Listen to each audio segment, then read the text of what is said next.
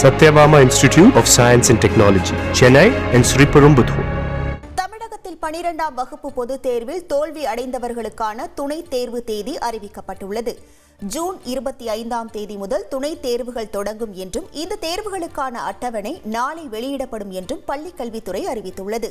துணைத் தேர்வு எழுத விரும்பும் மாணவர்கள் வருகிற 14ஆம் தேதி முதல் 31ஆம் தேதி வரை விண்ணப்பிக்கலாம்.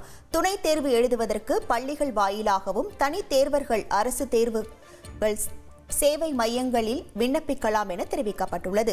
வருகிற 12ஆம் தேதி முதல் மதிப்பெண் பட்டியலை அனைத்து பள்ளிகளும் இணையதளத்தில் பதிவிறக்கம் செய்து கொள்ளலாம் என பள்ளிக்கல்வித்துறை தெரிவித்துள்ளது. வருகிற 13ஆம் தேதி முதல் விடைத்தாள் நகல் கோரி விண்ணப்பிக்கலாம் எனவும் அறிவிக்கப்பட்டுள்ளது. +2 பொதுத் தேர்வு முடிவு எதுவானாலும் அதுவே முடிவல்ல என்பதை மாணவர்களும் பெற்றோர்களும் உணர வேண்டும் என்று முதலமைச்சர் மு.க. ஸ்டாலின் தெரிவித்துள்ளார்.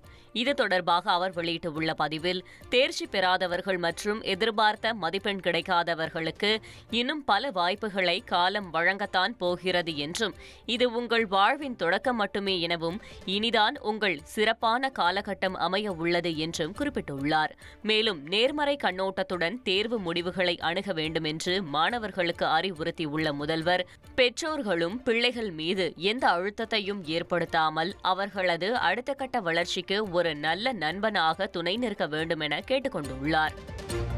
Satyabama Institute of Science and Technology, Chennai and Sriperumbudur.